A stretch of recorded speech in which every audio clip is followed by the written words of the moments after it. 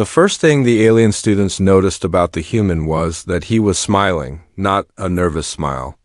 Not a polite smile. A real one.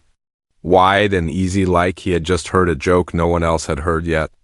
He walked through the main gate of the Galactic Cooperative Academy with a big worn bag on one shoulder and a dented metal cup in his hand, and he looked around at the tall glass towers and the floating bridges and the alien students staring at him from every direction, and he smiled wider. His name was Marcus Daine. He was 27 years old. He had served 4 years in the human military as a combat engineer before leaving to study xenobiology. He was average height for a human, which meant he was shorter than most of the Keth students and taller than all of the Sorvani. He had dark short hair and brown skin and 2 eyes that sat flat on his face in a way that made the Sorvani student Tillen deeply uncomfortable. The first time she looked at him, she looked away quickly and pretended to read something on her data tablet. The Academy of Velcara was the most respected learning institution in 7 star systems. It had 12,000 students from over 40 species. It had been running for 300 years. In all that time, it had never accepted a human student. Not because humans were not smart. The records showed humans were plenty smart. It was more that the Galactic Cooperative had only made formal contact with humanity 11 years ago, and things were still being figured out. Treaties were still being signed. Rules were still being written. Everyone was still being careful, but someone high up had decided it was time to try. 1 human student. An exchange program. 1 year, Marcus Daine had applied. Marcus Daine had been selected. And now Marcus Daine was standing in the main hall of the most prestigious school in the known galaxy, looking at everything around him like a man who had just walked into a very interesting museum. His assigned cohort leader came to meet him. The Keth were an insectoid species. They had 6 limbs and dark layered shells and large compound eyes that could see in 4 light spectrums. Scrix was the top student of his cohort, and he had been given the task of looking after the human because he was considered the most level-headed and rational student in the year group. He had read everything about humans before Marcus arrived. Academic papers, historical records, even some human cultural media, which he found baffling. Scrix stopped 2 meters away from Marcus and gave the standard cooperative greeting, which involved lowering the 2 front limbs. Marcus looked at him for 1 second, then nodded his head and said, "Hello." Scrix processed this. The translator chip in his jaw rendered the human word correctly. He moved on. He showed Marcus to his dormitory pod, which had been modified slightly because human sleeping needs were different from most species at the academy. Humans needed to lie flat and be in full darkness and be at a specific temperature. They also needed something called privacy, which the Ilun students in particular found very strange because Ilun lived in open communal water pools, and the concept of being alone was associated in their culture with punishment or illness. Marcus looked at the pod room and said it was great. He put his bag down. He asked where he could get hot water for his cup. Scrix showed him to the heating station down the hall. He watched Marcus fill his cup with hot water and add a dark powder from a small container and stir it, and drink it and make a sound of satisfaction. Scrix asked what that was. Marcus said it was coffee. He offered some to Scrix. Scrix had read about coffee. He knew it was a stimulant liquid that humans consumed in large amounts and felt strong feelings about. He declined. Marcus shrugged and drank more coffee. They went to meet the rest of the cohort. There were 9 of them. 4 Keth, including Scrix, 2 Sorvani, including Tillen, who was still avoiding looking directly at Marcus, 2 Ilun, including a young one named Essa, who floated inside a transparent mobility sphere and watched Marcus with enormous luminous eyes, and 1 Dravik student named Grohl, who was big and gray and said very little but observed everything. The introductions were awkward. Most of the cohort had not spoken to a human before. They had questions but were unsure which ones were acceptable to ask. The cooperative had sent a cultural briefing that said humans could be sensitive about certain topics, including their short lifespans, their History of internal conflicts and something called their... Wait. Essa asked Marcus how long humans lived. There was a short tense silence. Several students looked at the Ilun. Nervously, Marcus said around 80 to 90 years on average, though some made it past 100. Essa said that was very short. Marcus said yes, it was. Essa said she was sorry. Marcus laughed. It was a short, warm sound. He said there was no need to be sorry. He said humans were used to it, and it mostly made them appreciate things more. Then he drank more coffee and asked what the food situation was like at the academy because he was hungry. The tension in the room broke like a thin sheet of ice. Sk Rix showed him to the meal hall. He watched Marcus look at the food options from 40 species and carefully select things he could actually eat because human digestive systems could not process most alien organic compounds. Marcus ended up with something that resembled a grain bowl and ate it with clear enjoyment and said it was good. Sk Rix noted in his private log that the human seemed remarkably unbothered by being the only one of his kind in an entirely alien environment. He noted that this was either very good emotional regulation or a complete lack of awareness of his situation. He had not yet decided which. That evening, the cohort was briefed on the next morning's field lab. It was a standard terrain survey exercise on the Academy's outdoor simulation ring, a large enclosed space that could be set to replicate different planetary environments. Tomorrow it would be set to moderate gravity and rocky highland terrain. Students would collect samples and map geological formations. It was a first-year exercise. Nothing difficult. Marcus asked if he needed any special equipment. Scrix said no. The standard kit would be fine. Marcus nodded and went to his pod. He was asleep in 11 minutes. Scrix knew this because the pod environmental sensors logged it. 11 minutes from lying down to full sleep in a completely alien building, surrounded by species he had never met in person. Before arriving today, Sk Rick sat in the hall for a long time. After that, he read over his notes about human biology again.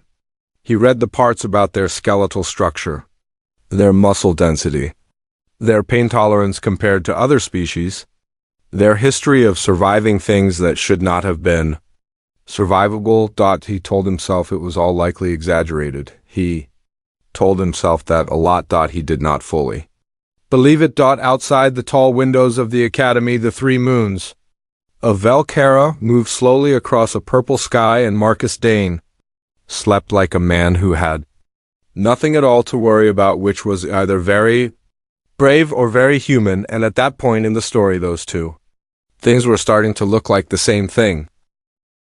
The simulation ring looked like a piece of a real planet, had been cut out and placed under a glass dome. Red and gray rocks rose in uneven ridges. Dry ground cracked under boots. The sky above the dome was artificial, but the light it made was warm and honest, and the wind machines at the edges of the ring pushed slow air through the rocks so that everything smelled like dust and dry stone. It was one of the better simulation environments at the academy. Students from Mining World said it reminded them of home. Marcus stood at the edge of the starting zone and looked at the terrain with the expression of a man reading a familiar book. He adjusted the survey pack on his back and rolled his shoulders once and said it was a nice day. Grohl, the Dravik student, looked at him without expression. Grohl had lived on a world that got 2 hours of pale light a day. His idea of a nice day was very different. Scrix called the cohort together and went over the exercise. They would split into 2 groups. Each group would go to a marked survey zone and collect rock samples from 3 different depth layers using their core drill equipment. Then they would map the surface features with their scanners and return to the start point within 2 hours. It was a simple task. The purpose was not the geology. The purpose was learning to work together in field conditions with unfamiliar terrain. Marcus was assigned to Scrix's group along with Essa and Tillin. They moved out. The first part of the exercise went well. Better than well. Marcus carried more than his share of the equipment without anyone asking him to. When the core drill jammed in a particularly hard rock seam, he spent 4 minutes quietly working it free while Scrix searched his data tablet for the troubleshooting instructions. Marcus had the drill running again before Scrix found the right page. He did not say anything about this. He just kept working. Asa floated alongside him in her mobility sphere and watched him with the particular intense focus that Elun used when they found something genuinely interesting. The Elunu were empathic beings. They could not read thoughts, but they could sense the broad shape of emotional states in beings near them. What she was sensing from Marcus was calm. Not the calm of someone who felt nothing. The calm of someone who felt things and had decided none of them were a problem right now. Thus she found this remarkable. Her own emotional state was a constant, soft noise of sensation from the people around her. Tillin was anxious as always. Scrix was focused with an undertone of something she translated loosely as competitive energy. Grawl from the other group was far enough away that she could only sense him as a distant gray. Stillness. Marcus was like a warm, quiet room. They reached the second survey zone, which was at the base of a long, rocky slope. The slope rose about 12 meters at a sharp angle, and the top of it had the third sample site marked on their maps. Scrix looked at it and calculated the safest route. He identified a series of natural ledges along the left side that would give stable footing, all the way to the top. Marcus looked at the slope and looked at the ledges and agreed it was the best route. They went up one at a time. Scrix first, then Tillin, then Marcus. Essa could not climb with her sphere, so she stayed at the base and prepared the sample containers and monitored the group from below. It was the fourth ledge that was the problem. Later, when the Academy reviewed the incident, the safety report would note that the ledge had a hidden fracture running through it at an angle. The rock above the fracture was stable. The rock below it was not.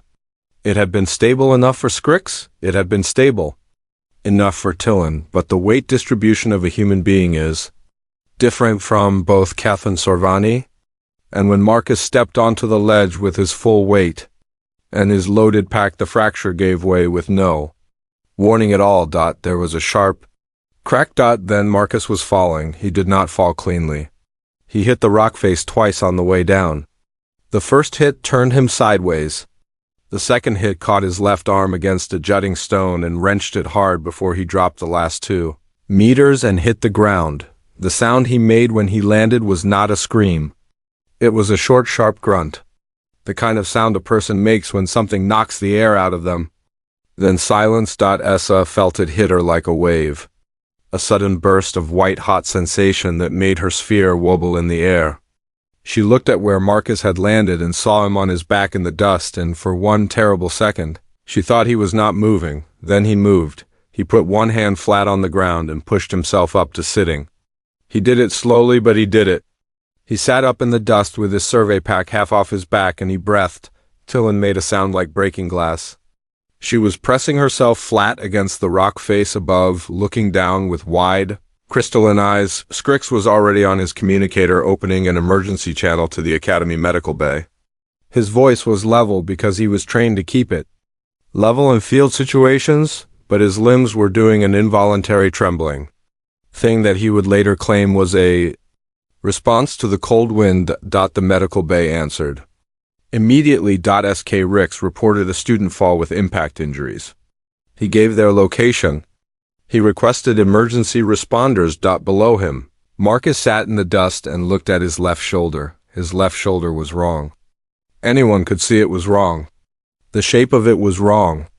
It sat lower than it should and slightly forward, and there was a visible deformity under his field jacket that had not been there before. Essa found her voice. She asked him if he could hear her. Marcus said yes. He said he was okay. She said he was not okay. She said he had fallen 4 meters and hit the rock face twice, and his shoulder looked wrong, and the medical team was coming, and he should not move.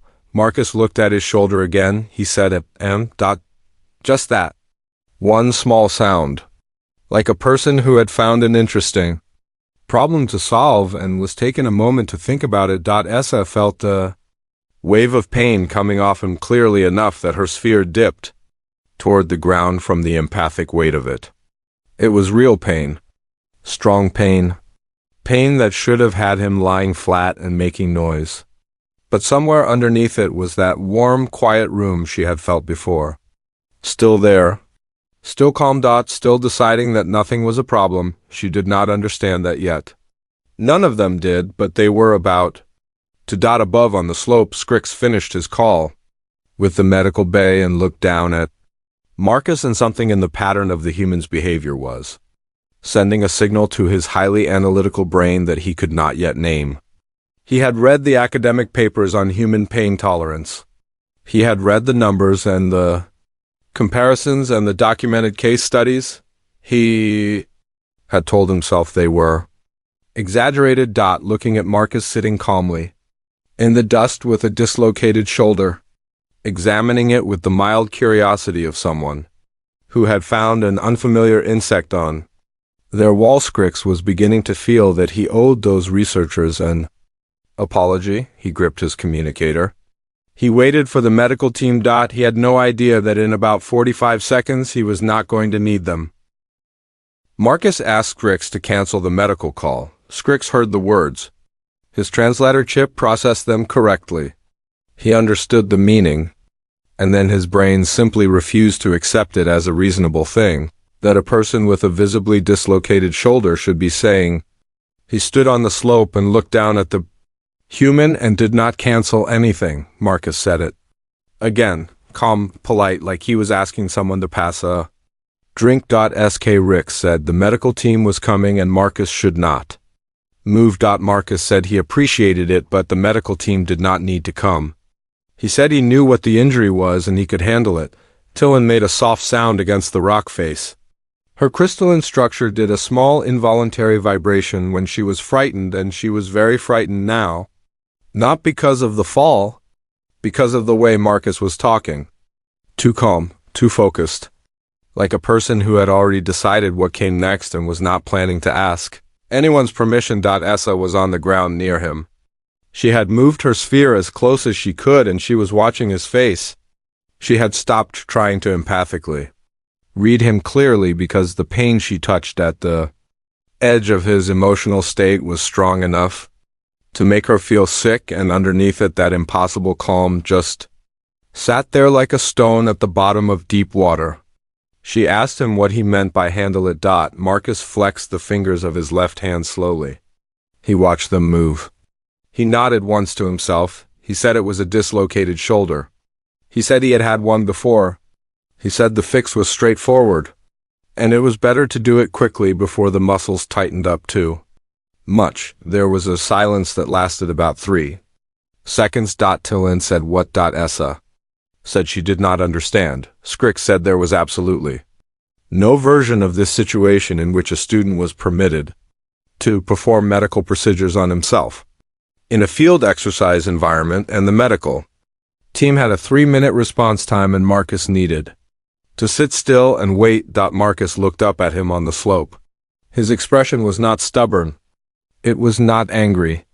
It was patient, in the way that someone is patient when they know something that the other person does not yet know and they are deciding how to explain it gently. He said, okay. He said he would wait. He waited approximately 20 seconds. Then he looked at the rock face next to him. He studied it for a moment, like a person choosing the right tool for a job. He found a flat section of stone about half a meter up at a specific angle. He looked at it and looked at his shoulder and did a small calculation that no one watching him could follow. Then he moved. He shifted onto his knees. He pressed the back of his left upper arm against the flat section of rock. He positioned himself with a precision that was almost architectural. His breathing changed. He took one long, slow breath in. Then he braced. Essa felt what was coming a half second before it happened. The calm in him gathered into something focused and deliberate.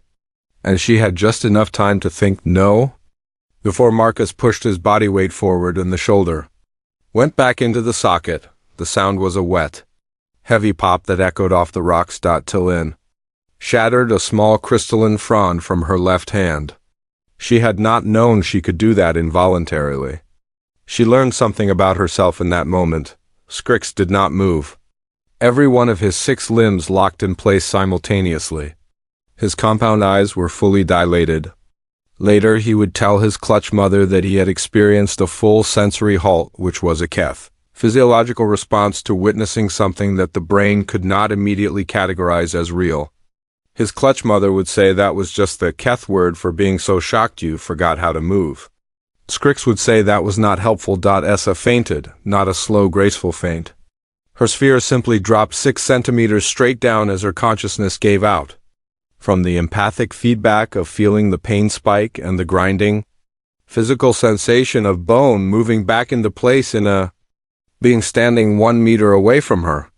Her sphere had automatic safety systems that caught it before it hit the ground, and it bobbed gently in the dust while Essa was somewhere far away, not thinking about anything. Marcus looked at his shoulder. He rolled it forward slowly, then backward. He winced. It was the most visible pain he had shown since the fall. A real wince. Genuine and unguarded. He made a small sound through his teeth. Then he said 6 out of 10. He said he had had worse. Scrix found his voice somewhere underneath the sensory halt. He said worse. He said that as a question, but it did not sound like a question.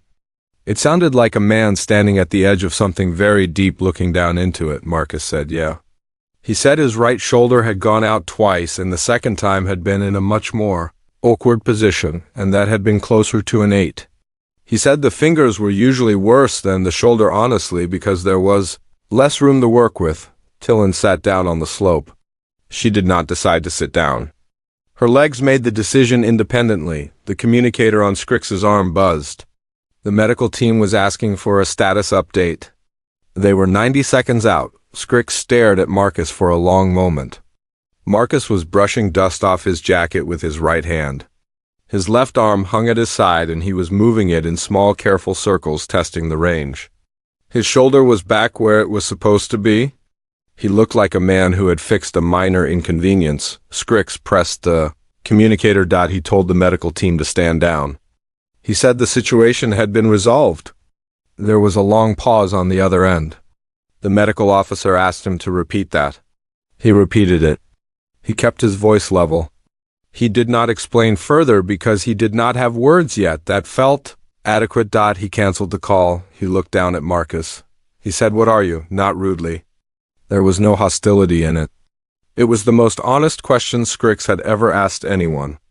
The question of a person who had built a complete and careful model of the universe and had just watched something walk through it. That did not fit anywhere in that model. Marcus looked up at him. He almost smiled. He said he was a human. Scrix said he understood that. He said that was not what he had meant. Marcus stood up from the ground. He moved carefully, but he moved without help. He picked up his survey pack with his right hand and slung it over one shoulder. He looked at the sample site at the top of the slope and then back at Scrix. He asked if they were still doing the exercise. Tillin made a sound that in her language meant something between disbelief and deep spiritual disturbance. Scrix stood on the slope and looked at this human who had just fallen 4 meters and hit rock twice and dislocated his shoulder, and then resetted himself against a stone, and then stood up and picked up his pack and was now asking about the geological survey, like it was still a normal morning. For the first time in his academic career, Scrix had no answer ready.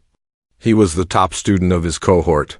He always had an answer. He did not have one now. Below them, Essa's sphere bobbed slowly in the dust, and she began to wake up, and the first thing she felt before she even opened her eyes was that warm, quiet room in Marcus. And the fact that it was still there exactly as it had been before, steady and unhurried and completely at peace with everything that had just happened. She decided that humans were either the bravest things in the galaxy or the most terrifying. She was not yet sure those were different things. Nobody planned the gathering.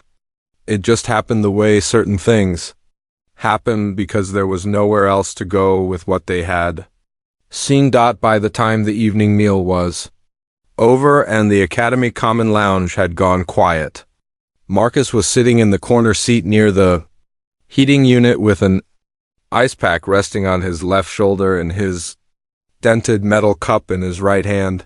He had made coffee. He looked comfortable. He looked the same as he had looked that morning before everything. Essa came first.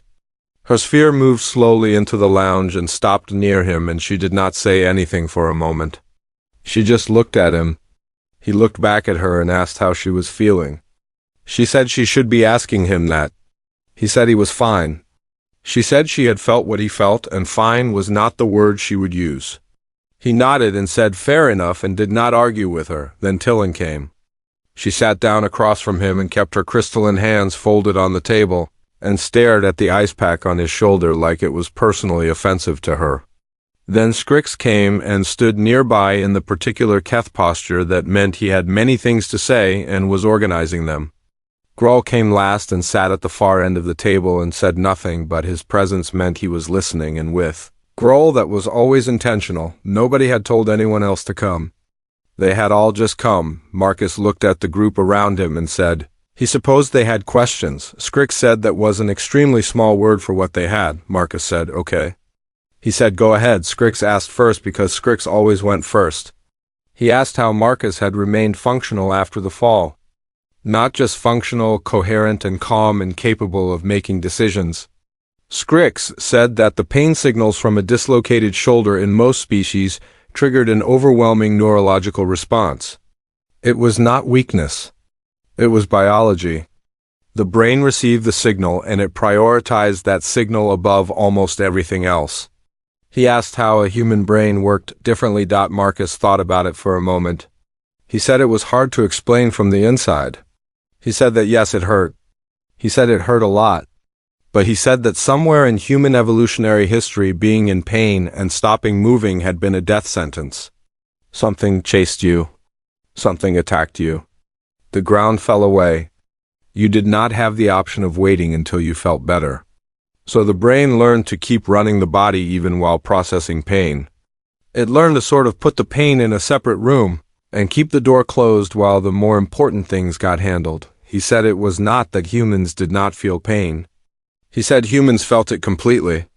They just had a different relationship with it than most species. There was quiet around the table. Tillin said that sounded like suffering. Marcus said it could be.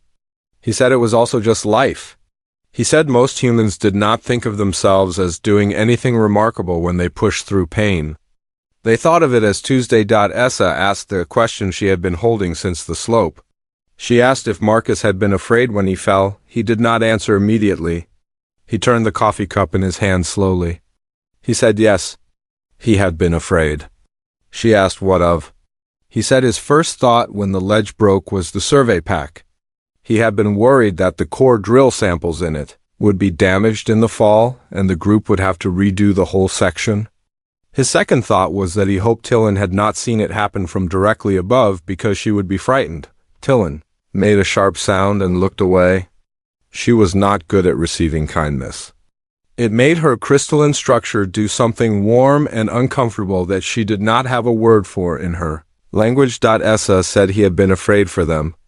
Not for himself. Marcus shrugged his good shoulder and said that was just how it had hit him in the moment. He was not claiming to be heroic. He said the shoulder had started hurting properly about 5 seconds after he hit the ground, and after that he had mostly been thinking about that. Sk Rix asked about the reset. He asked with the careful, precise voice of someone who was going to need to understand something completely before he could put it down and stop thinking about it. He asked how Marcus had known how to do it. He asked how he had done it without assistance. He asked how he had done it at all. Marcus said the military had taught him basic field medicine. He said dislocations were on the list of things a soldier might need to handle alone in a field situation where no medical support was available. He said he had practiced it on a training dummy. He said his right shoulder had gone out during a training accident in his second year, and he had learned from that experience. Scrix said his right shoulder had gone out before. Marcus said yes, twice. There was a pause. Scrix asked Marcus to tell him about the other injuries. Not to be morbid, not to collect frightening information.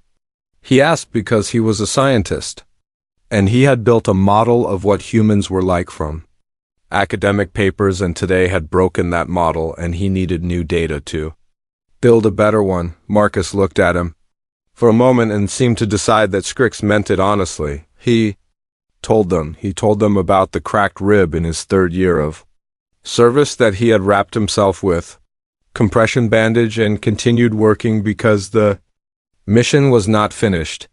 He told them about the time he had cut his forearm badly on broken equipment and used a field kit to close it himself and kept going because there was no one else to do what needed doing. He told them about a friend of his who had taken severe burns across one side of his body during a training accident and been moved to a hospital and been back to work 8 months later with full function and a very interesting collection of scars. He told these things the way someone tells ordinary stories. Not with drama, not with pride, just as things that had happened. Grohl spoke for the first time. He said in his slow, deep voice that on his world the body was considered a tool. He said tools broke and were repaired and were used again. He asked if that was how humans saw themselves. Marcus considered this seriously.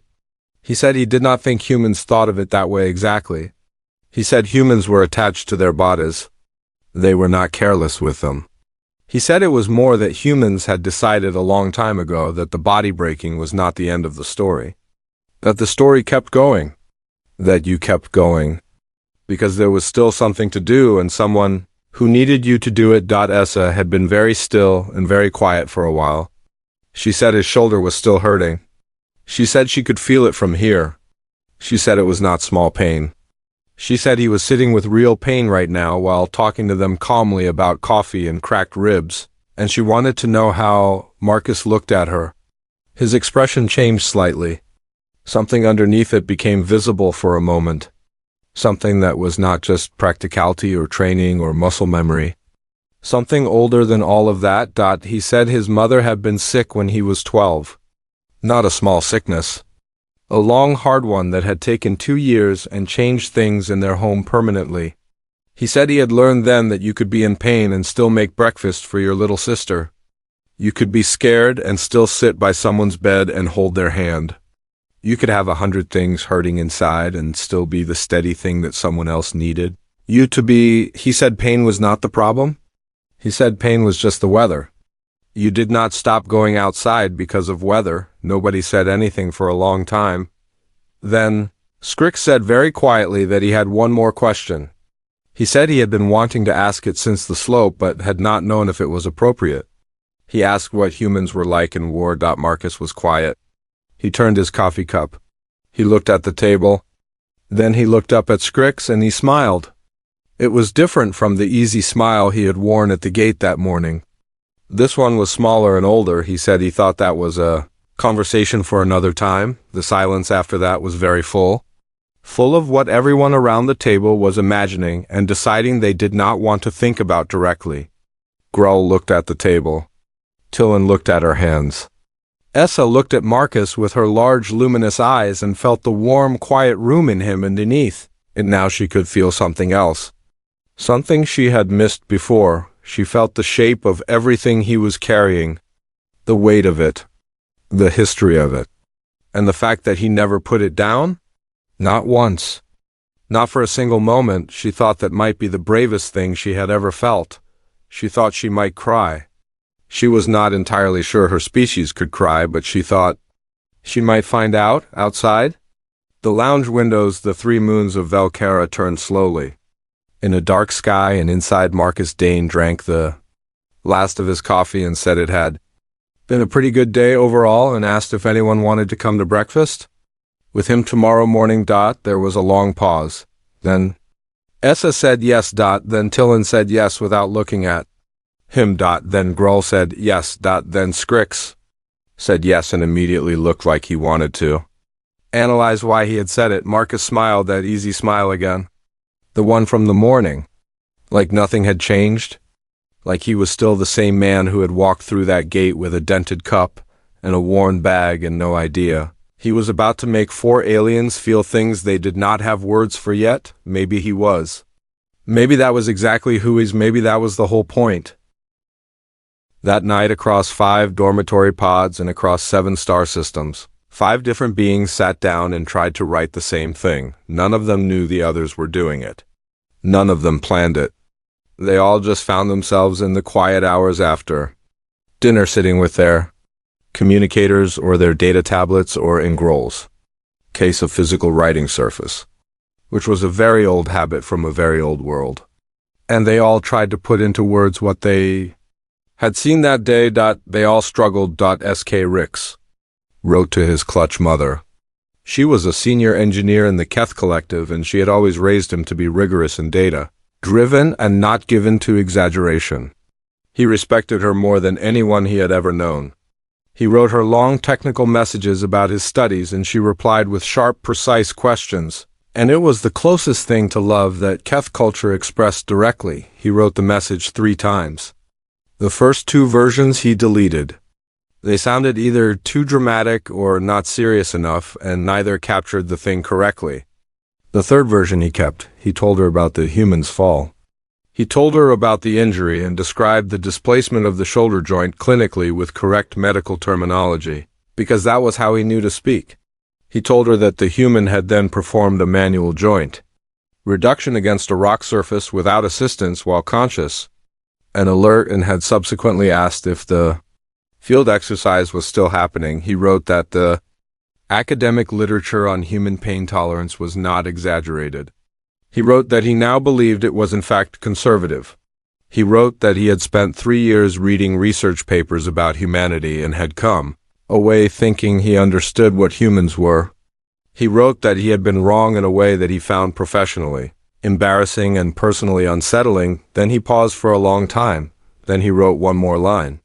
He wrote that the human had eaten breakfast with the cohort that morning and shared something called a protein bar with Tillin, without being asked, and had asked Essa about her home world with what appeared to be genuine interest, and had made Grohl laugh, which was something no student in the cohort had managed in 2 years. He wrote that the human was strange. He wrote that the human was remarkable. He wrote that he was not yet sure those 2 things were different. He sent the message and sat in the dark for a while. Tillin wrote to her sister. She and her sister were not academic. They were emotional in their communications in a way that Tillin sometimes found embarrassing and necessary in equal measure. Her sister was younger and dramatic and cared about stories and feelings more than facts. Tillin wrote everything.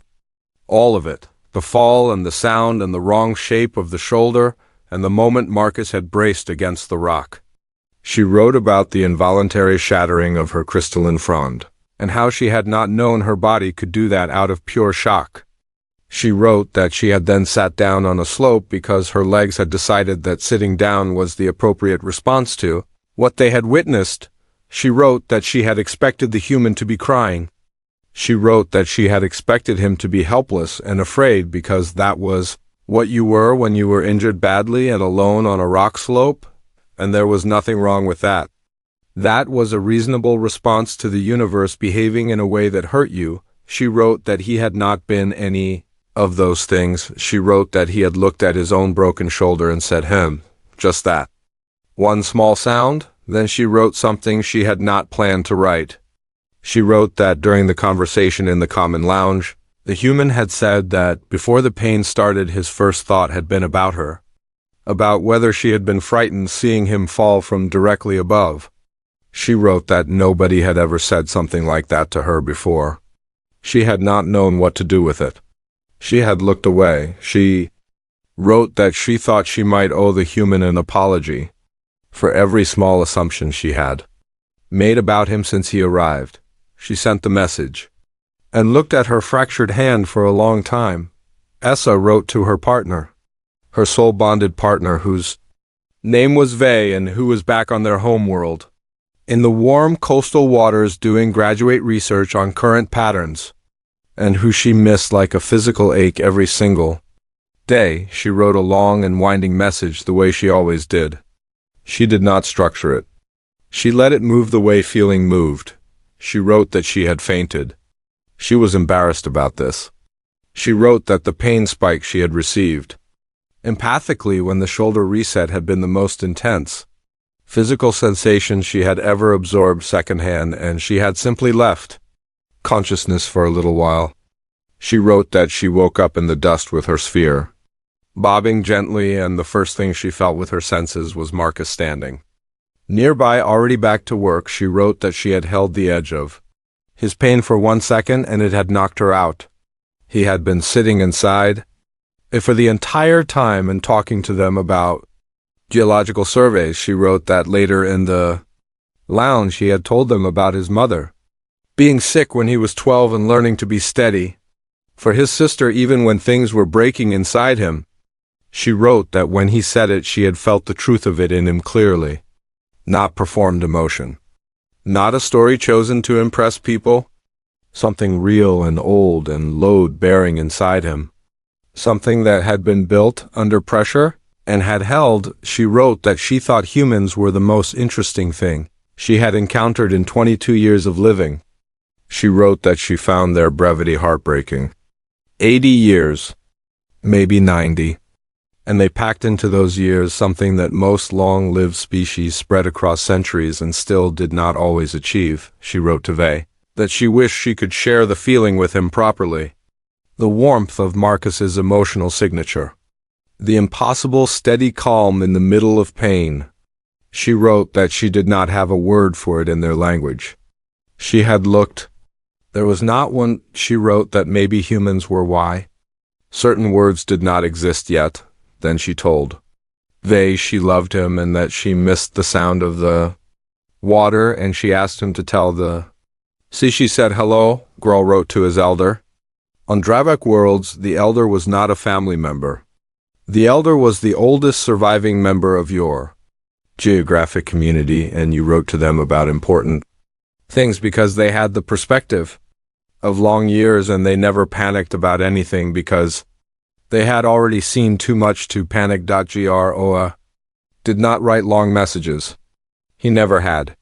He wrote in his language, which translated to roughly 8 words per concept. And he said things plainly. He wrote that he had seen a human student today. He wrote that the human had been injured in the field and had fixed himself. He wrote that afterward the human had asked about breakfast. Then he wrote the thing he had been turning over since the lounge. He wrote that on his world tools were used until they broke and then repaired and used again. He had asked the human if humans saw themselves this way, and the human had said no. The human had said the point was not the body surviving. The point was that there was still something to do and someone who needed you to do it. He wrote that he had thought about this for several hours. He wrote that he believed the human was correct. He wrote that he thought he had been looking at resilience from the wrong direction his whole life. He had always thought endurance was about the self, surviving for your own continuation, persisting because stopping was failure. But the human had said the body keeping going was not about itself. It was about the thing waiting on the other side, the person who needed you, the task not yet finished, the meal not yet made for the sister who was scared. He wrote that this was a new idea for him. He wrote that it was going to take some time. He sent the message and sat with his hands flat on the writing surface and was quiet for a very long while. Marcus wrote last. He was in his pod with the lights low and the temperature set the way he liked it, and his shoulder aching in the dull, familiar way of things that had been hurt and were now in the process of being unhurt. He was tired. He had been tired since the slope. He had just been the other things more than he had been tired, so the tiredness had waited politely, and now it was here. He opened a message to his mother. He wrote that the academy was good. He wrote that the food was interesting. He wrote that the planet had 3 moons and they were all visible on clear nights, and he had found a spot on the roof of the dormitory building where you could see all 3 at once, and the sky here was a deep purple color at night that was different from anything he had seen before, and he liked it. He wrote that he had had a small accident in a field exercise, but that he was fine. He wrote it exactly like that. Small accident, fine, because she was 600 light years away and she would not sleep properly for a week if he told her more than that, and she had already done enough not sleeping properly over him during 4 years of military service. He wrote that he thought he was making friends. He wrote that they were not what he had expected. He wrote that he meant that in the best way. Then he paused. He looked at the ceiling of the pod. He thought about Essa asking if he had been afraid. He thought about Scrix's voice when he had asked what Marcus was. He thought about Tillin sitting down on the slope because her legs had simply stopped. He thought about the fact that none of them had left. They had all stayed, and they had all come to the lounge, and they had all said yes to breakfast. He wrote to his mother that the galaxy was very big, and he had only seen a small piece of it so far. He wrote that from what he could tell, people were people everywhere more or less. They wanted to understand things. They wanted to be near things they trusted. They got scared and they stayed anyway. He wrote that he thought he was going to like it here. He wrote that he loved her. He wrote, "Get some rest." He sent the message and closed his eyes and was asleep in 9 minutes and 40 seconds, which was slightly faster than the night before across the dormitory. Hall Scrix noted this on his environmental sensor log and stared at the number for a long time. He thought about what it meant that a being could fall and break and put itself back together and then sleep like nothing had happened. He thought about the kind of history that made a species into something like that. How many years of hard things. How many generations of people who had kept going. How much loss and weight and kept going and kept going. And kept going until the keeping going became the most natural thing in the world. He thought that the galaxy had spent 11 years being careful about humans, signing treaties slowly, watching from a distance, being polite and measured and not getting too close. He thought that after today he understood that caution differently. It was not because humans were dangerous. It was because humans were the kind of thing that when you got close enough to understand, you had to completely rebuild every idea you had about what was possible. He turned off his light. Outside the windows, the 3 moons of Valkera moved through the dark, and the academy was quiet, and 5 beings lay in their beds in the same building, all thinking about the same human and all feeling something that was going to take a long time to fully name. Marcus slept. He always slept well after hard days. He had learned a long time ago that hard days were the price of doing things that mattered, and the best way to honor that price was to rest well and show up tomorrow. He intended to show up tomorrow. He always did. That was the whole story, really. That was all of it. He always did.